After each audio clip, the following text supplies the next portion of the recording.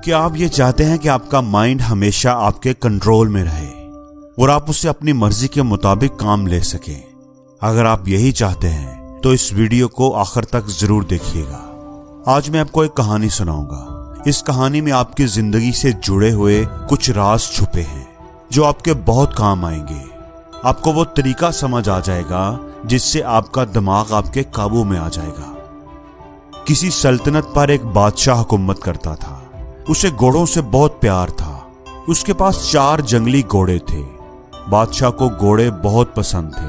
बादशाह चाहता था कि कोई उन घोड़ों को अच्छे से ट्रेन कर दे ताकि बादशाह उन पर सवारी कर सके, लेकिन बदकिस्मती से कोई भी ट्रेनर उन्हें ट्रेन नहीं कर पा रहा था। जब भी कोई ट्रेनर उन पर सवारी करने की कोशिश करता, वो घोड़े उसे जमीन पर गिरा देते। बादशाह को वो घोड़े इतने पसंद थे कि वो किसी भी ट्रेनर को ये इजाजत नहीं देता था कि वो उन घोड़ों पर सख्ती करे, मारपीट करके उन्हें ट्रेन करने की कोशिश करे। बादशाह ने अपनी सल्तनत में ये मनादी करवा दी थी कि जो कोई भी उन घोड़ों को अच्छे से ट्रेन करेगा उसे 1 लाख सोने के सिक्के इनाम में दिए जाएंगे। इस इनाम के लालच में कई लोग आए, लेकिन घोड़े से गिरकर अपनी टांगें, अपनी हड्डियां तड़वा बैठे। फिर एक दिन एक नौजवान ट्रेनर बादशाह के दरबार में आया और कहा कि मैं आपके घोड़ों को ट्रेन कर सकता हूं, लेकिन मेरी 2 शर्तें हैं। बादशाह थोड़ा हैरान हुआ। खैर, उसने पूछा कि बताओ क्या शर्तें हैं तुम्हारी? ट्रेनर बोला कि मेरी पहली शर्त तो ये है कि इन घोड़ों को ट्रेन करने के लिए मुझे 1 साल का वक्त दिया जाए, और मेरी दूसरी शर्त यह है कि मुझे एक काफी बड़ी और खुली जगह दी जाए जिसमें मैं इन घोड़ों के साथ रहूंगा। मैं ही इन घोड़ों की देखभाल करूंगा और इनके खाने पीने का इंतजाम करूंगा। उस जगह के इर्द गिर्द काफी ऊंची दीवार होनी चाहिए ताकि कोई भी अंदर आकर मुझे डिस्टर्ब ना कर सके। बादशाह ने सोचा कि जहां इतना कुछ किया है वहां ये भी करके देख लेता हूं। बादशाह ने कहा, ठीक है, तुम कल से आ जाना, तुम्हारी सारी शर्तें पूरी कर दी जाएंगी। वो ट्रेनर वादे के मुताबिक कल आ गया और सभी घोड़ों को एक बड़े से बाड़े में ले जा करके उसने छोड़ दिया, खुला छोड़ दिया। अब वो 4 घोड़े बाड़े के अंदर इधर उधर दौड़ने लगे। अब ट्रेनर ने क्या किया कि बाड़े की दीवार के साथ साथ दौड़ने लगा।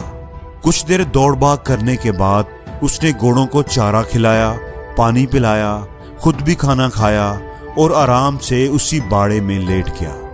घोड़े अब भी बाड़े के अंदर आजाद थे।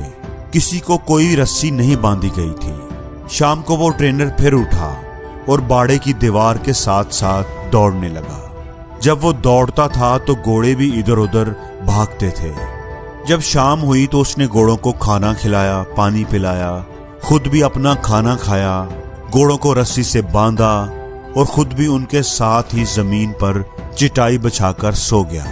सुबह हुई तो ट्रेनर घोड़ों को खोलकर बाड़े में भागने लगा। अब यही उसका रोज का मामूल था।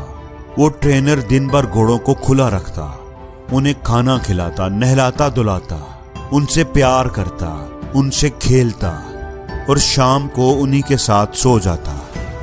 आहिस्ता आहिस्ता घोड़ों को ये लगने लगा था कि ये ट्रेनर उनका दोस्त है, क्योंकि जब से वो ट्रेनर आया था वो 4 घोड़े आजादी महसूस करने लगे थे। घोड़े भी अब ट्रेनर को प्यार करने लगे थे।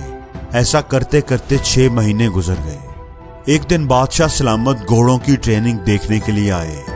बादशाह ने देखा कि बाड़े में आगे आगे ट्रेनर दौड़ रहा है और उसके पीछे पीछे घोड़े दौड़ रहे हैं। बादशाह को उसकी ट्रेनिंग पसंद आई। वो वापस चले गए। जब 1 साल पूरा हो गया तो बादशाह को पैगाम भिजवाया गया कि घोड़े बिल्कुल ट्रेन हो चुके हैं, बिल्कुल रेडी हैं। बादशाह खुशी खुशी उन्हें देखने के लिए आया। जब बादशाह वहां पहुंचा तो ट्रेनर ने बारी बारी 4 घोड़ों को लगाम डालकर उन पर सवारी करके दिखाया। सभी घोड़े आराम से बाड़े के किनारे किनारे दौड़ लगा रहे थे। किसी घोड़े ने भी ट्रेनर को गिराने की कोशिश नहीं की। बादशाह ने पूछा कि ये तुमने कैसे किया? ऐसा तो कोई भी नहीं कर सका। तुमने ये खास काम कैसे किया? ट्रेनर ने कहा कि पहले मैं इनके साथ रहकर, इनको आजादी देकर इनका दोस्त बन गया। मैंने इनका एतमाद हासिल किया। फिर मैं इनके साथ दौड़ता था तो ये भी मेरे साथ साथ दौड़ते थे। फिर आहिस्ता आहिस्ता मैंने इनकी पीठ पर काठी रखने की कोशिश की। शुरू शुरू में ये इसे गिरा देते थे, फिर आहिस्ता आहिस्ता ये सीट को लेकर दौड़ने लगे।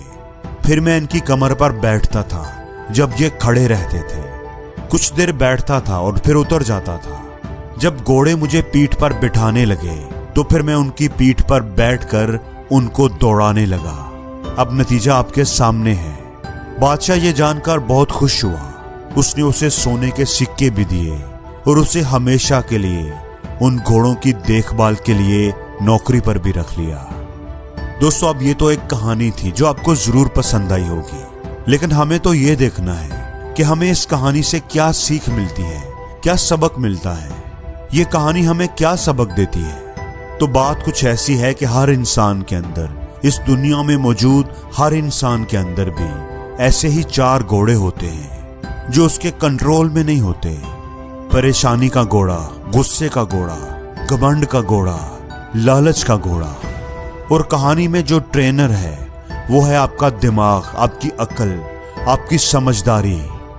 आपको अपनी अकल से उन 4 घोड़ों को ट्रेन करना चाहिए ताकि ये 4 चीजें, 4 घोड़े आपके कंट्रोल में रह सके। लेकिन इसके लिए आपको उनसे दोस्ती करनी होगी, यानी पहले उनको अच्छी तरह समझना होगा और फिर उन पर लगाम लगानी होगी। और ये सब सब्र से, आहिस्ता आहिस्ता ही होगा। जोर जबरदस्ती से और एक ही दिन में ये कंट्रोल नहीं होंगे। जैसे अगर हम सबसे पहले बात करेंगे परेशानी की, ओवर थिंकिंग की, तो परेशान होना किसी मसले का हल नहीं है, बल्कि अगर आपकी जिंदगी में कोई प्रॉब्लम आ गई है तो उसे ठंडे दिमाग से समझने की कोशिश करनी चाहिए, उस पर तसल्ली से गौर फिक्र करना चाहिए, फिर ही आपको उस मसले का हल मिलेगा। वरना परेशान होते रहने से कुछ भी नहीं होगा। दूसरे नंबर पर है गुस्से का घोड़ा। गुस्सा करने से किसी दूसरे का नुकसान हो या ना हो, पर अपना नुकसान जरूर होता है। कुछ बातों पर, कुछ चीजों पर तो गुस्सा आ ही जाता है। जैसे अगर कोई आपकी इंसल्ट करे या आपके साथ कोई ज्यादती करे तो गुस्से का आना लाजमी है।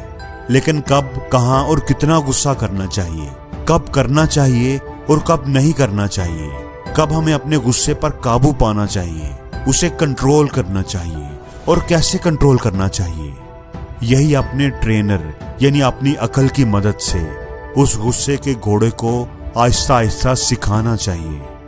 तीसरा है घमंड का घोड़ा। ये काम मैं कर सकता हूं, इसे खुद एतमादी कहेंगे। लेकिन ये काम सिर्फ मैं ही कर सकता हूं, इसे घमंड कहेंगे।